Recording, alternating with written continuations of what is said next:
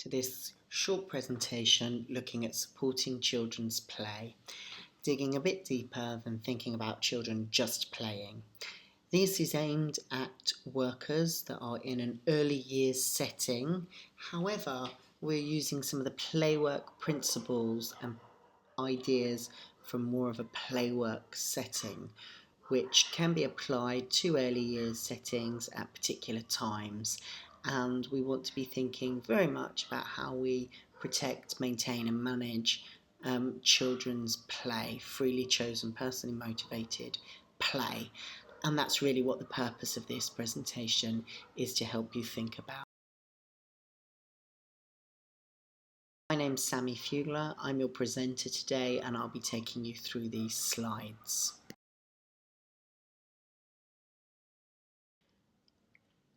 The playwork principles provide us with a foundation to start thinking about what play is, what play work is, and essentially the role of the play worker. And the play worker being the practitioner who is supporting the play process within a play environment that's underpinned by the principles. 8 playwork principles that we're going to go through now and look at one by one and talk about what they mean. All children and young people need to play. The impulse to play is innate. Play is a biological, psychological and social necessity and is fundamental to the development and well-being of individuals and even communities. And essentially this first principle is telling us that play is not a choice, play is not something that children learn, it is a biological, innate drive in the same way that perhaps a sex drive, a hunger drive, a sleep drive are all biological drives which are a necessity to humanity, a necessity for survival. And this first principle is putting play in that same category, that it is something that is innate, so it is inbuilt, and it is a necessity essentially for survival, and we're born knowing how to do that. Play is a process that is freely chosen. This is what play should be. Freely chosen, personally directed, that means from the child directs their own play, and intrinsically motivated, so not motivated by an external source or stimulus, but play is a process that is motivated from within the child. So the principle goes on to say that is, children and young people determine and control the content and intent of their play, of their own play, by following their own instincts, following their own ideas, interests, and in their own ways and for their own reasons. So this principle is really about children being in control of their own play, recognizing that it is something that comes from within the child. And I guess what's not written here, but what is clearly alluded to, is that play is definitely not a process that should in any way, shape or form be controlled or directed by adults or others.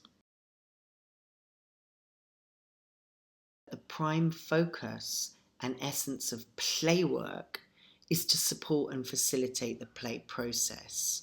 So moving on now to thinking about what playwork is, which is beyond what play is. Play exists everywhere, but playwork is a specific framework in which play can be encouraged and supported. And I would argue that playwork or elements of playwork can happen in all kinds of settings, even schools or early years provisions, where the whole setting may not be playwork, but there certainly might be some playwork principled approaches to the work, or at specific times of the day or week or routine. Um, so the essence of playwork is to support and facilitate the play process. And it goes on to say that this notion of supporting the play process should inform the development of policies, strategies, training and education. So everything starts with the play, and the process of play starts and ends with. If that's what play is, and that's what play work is, what do play workers do? The practitioners that engage and interface between the play and the play work and bring the play work to life. So this principle is telling us that for play workers, the play process takes precedence. And that's essentially over anything. And play workers act and advocate for children when engaging with adult-led agendas. So we've just had a staff meeting where I presented this presentation, and this playback is really for those people that weren't able to attend the staff meeting. But at this point, I just want to point out some interesting discussions that came up. And Gabby pointed out that this is a really good example of where, if you're looking for children's nappies to change, those children that are engaged in play and in the play process at that moment, you would advocate their play by not taking them out of the play and taking them to change their nappy. And then Emma pointed out that, in fact, at the other end of the spectrum, where you have kindergarten, with the older children, you might need to remind them to go to the toilet because play has taken precedence, and they might have a toileting accident if you don't. And I actually challenged that and said, well, that really does go against the grain of what this principle is. And what this principle is saying is that the play process takes precedence over everything. And I believe that play purists would argue that if children were playing and involved in their play and absorbed in their play, even if they needed a toilet, they would have their toileting accident and then deal with the wet clothes or soiled clothes at a later date when the play process had been annihilated and come to an end. Now, I'm not advocating that we should necessarily do that, but I am putting a different perspective there to say that where the play process takes precedence, essentially that's precedence over anything. And play workers act as advocates for play when engaging with adult-led agendas. And we talked about in our provision that adult-led agenda quite often being parents and parents' concern around how children look when they come home, whether they've been bruised or scratched or bumped or those kind of things. And actually, as practitioners, our advocacy for play at this point comes in convincing or persuading parents that a permissive approach to play, where children do have the freedom to explore and engage in their own way, is of true value. Okay, so moving on, still thinking then. But this principle highlights the role of the play worker as being there to support all children and young people in creating a space in which they can play, and how one might do that, with what kind of resources, with children, for children, how we support them in changing and developing and managing the space themselves, and obviously that needs to be thought through in age-appropriate ways. On really to this is the big issue here, is starting to think about how play workers respond to children. And it states here that playworkers' response to children and young people playing is based on a sound, up-to-date knowledge of the play process and reflective practice. And for me, what this means really is that playworkers need to think about what they're doing and not just do things. And when they engage with children, when they speak to children, when they interface at all with the play process, that they do that from a place of knowing and a place of understanding, not just a place of this is how it is or this is why I do this, but thinking through what's actually going on in the play space, why they're doing the things that they're doing, understanding the play cycle and thinking about what impact they will have. So not just doing things kacha or because, but thinking through the reasons why you're doing things in the play space. And for me, this principle is just saying to play workers, stop and think and make sure that you respond to children and young people when they're playing in a way that's respectful and shows your knowledge and understanding of the play process. This principle talks about play workers recognising their own impact on the play space. So what impact does it have of you being there? How would that be different if you were not there? How one play worker or one practitioner's presence might cause different reactions or a different impact from the children and young people to a different worker's presence.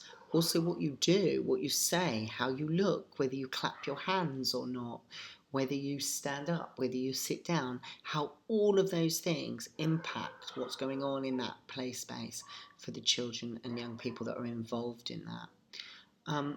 But also this principle talks about practitioners understanding the impact that children and young people can have on the practitioner themselves, and how children's attitude, children's responses to you, how that can make you feel, and how that not just makes you feel, but then makes you react and respond and behave in the play space. Okay, we're going to move on now and talk about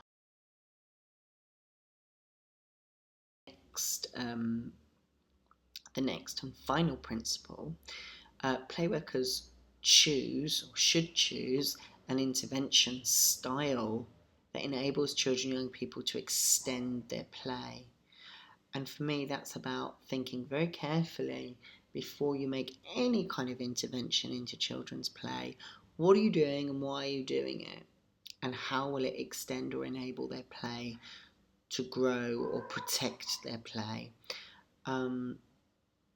And that could be through language that you use, that could be through questions that you ask, or it could just be through stepping back and doing very little or resourcing the environment.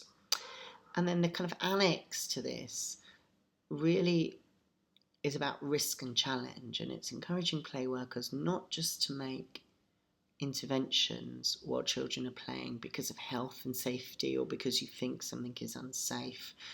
And what the principle says is all play worker intervention must balance risk with the developmental benefit and well-being of the children.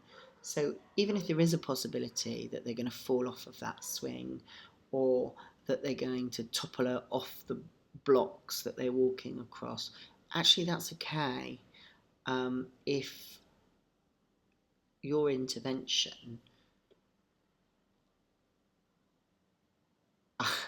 I'm stuck for words here because what I wanted to say was causes more harm than good, but it's not always obvious what that is.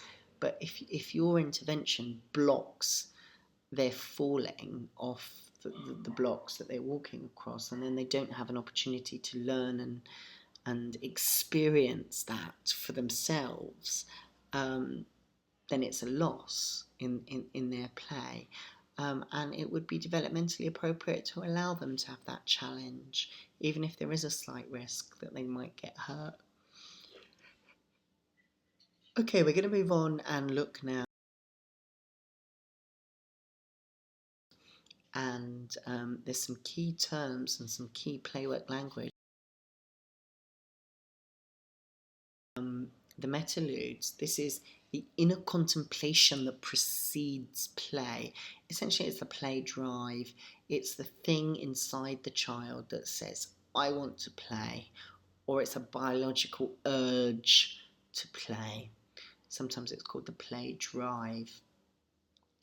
A play cue is a lure or an invitation to a person, something in the environment, another child, a play worker, practitioner, to come and play or to be engaged in the play.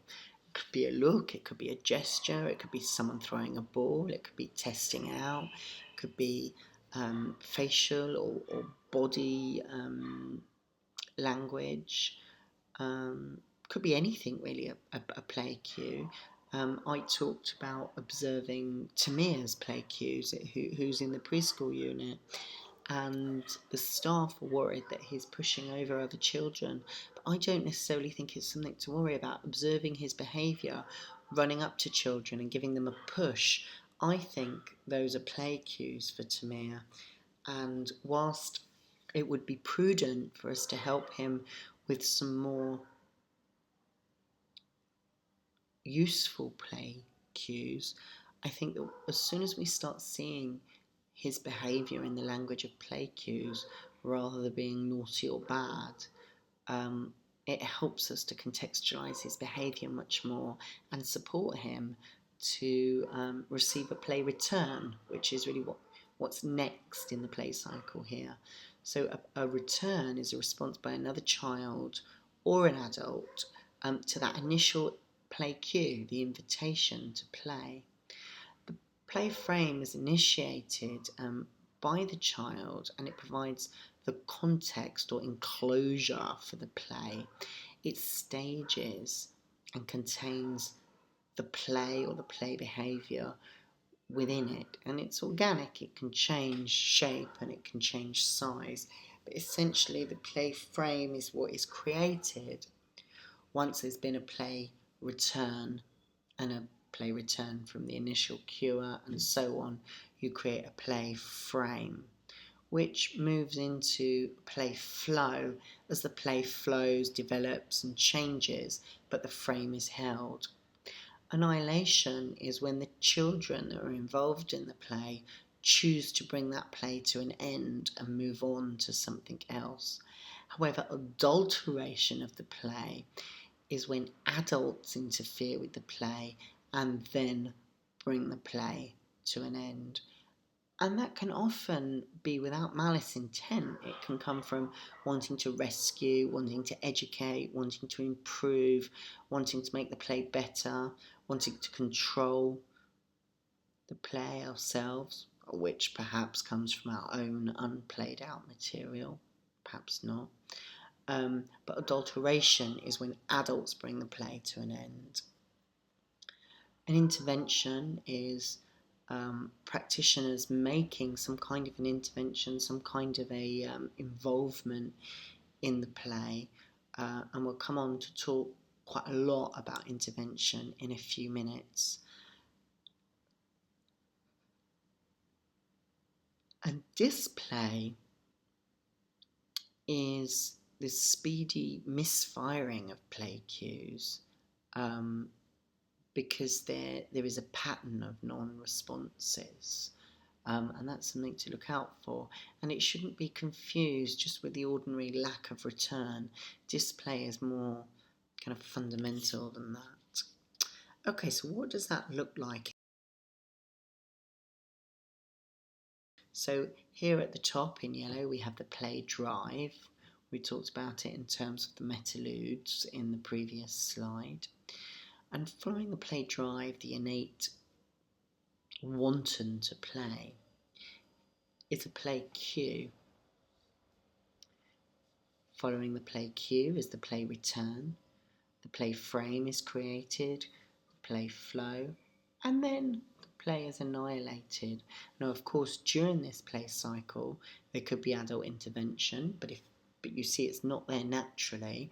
And if you see how flowing this cycle is, the damage to the cycle that adult intervention can lead to, adulteration, can be significantly, harmful to this play cycle. Some of those adult interventions then, making the right intervention in children's play is absolutely crucial to support and maintain, and above all, protect the play cycle from adulteration. So thinking about the right adult intervention is really key. Intervention styles or tools that you could use when you're engaging with the play cycle. Play maintenance is when play is self-contained, and this would probably need very little, if any, intervention from a practitioner. This might be when the practitioner observes rather than really making a marked intervention. So simple involvement. Adults act as a resource for the play.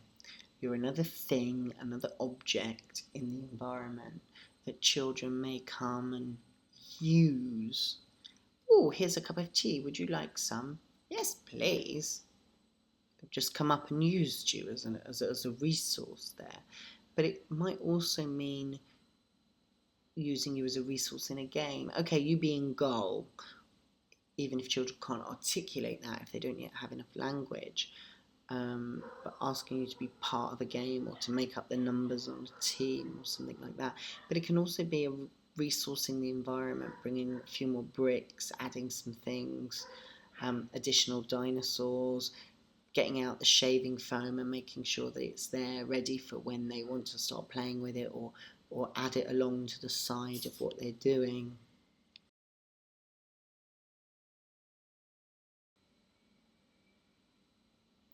Medial involvement, which is another style of intervention, is where the practitioner becomes involved.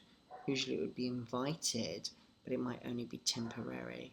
Could be to fix something, to sort out a problem, to unscrew a jar.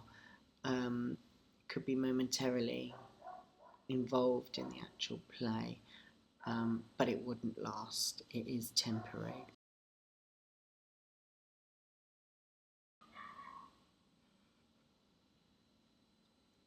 Complex involvement is where the practitioner starts to become more involved in children's play. And to be honest, this is rarer. In supporting good play work, complex involvement might be rarer, and complex involvement is about directing or extending, and there is an overlap between the child and the practitioner. And the whole point of a more complex involvement should be about keeping the play frame intact for the child. And think about integrity.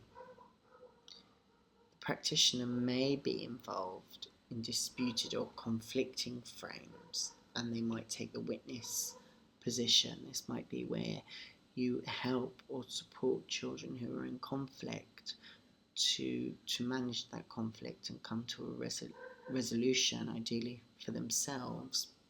So they're the playwork intervention styles that I was keen to talk about. And I just that I've got here, kind of golden rule book really. So first of all, think about waiting to be invited to children's play. Enable play to occur uninterrupted. Don't interfere all the time. Enable children to explore their own values as far as possible, and that might be difficult as well.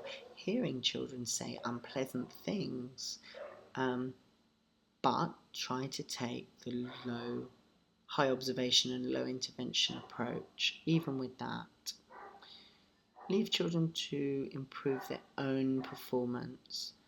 Don't constantly ask to help unless something is really detrimental to their well-being. Don't constantly offer suggestions of how this can be done or that can be done, or don't do it like this, or trying to keep children safe from things. Let them improve their own performance. Okay, so moving on. Leave the content of the play to the children. Not insist, today we're playing this or today we're playing that. But leave the content of the play to the children. And let children decide why they play. Avoid stickers and graphs and all of those other kind of reward systems.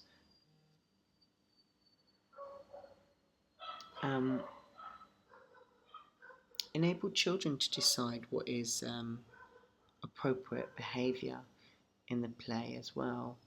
And only organise play things when children want you to or when they've asked you to. And asking isn't always with language, or it isn't always saying, please can you do this? It can come through play cues as well. Well, thanks for tuning in. Thanks for listening. I hope that quick introduction to some of the playwork terms and my explanations will help you embed some of that into your own work and your own practice.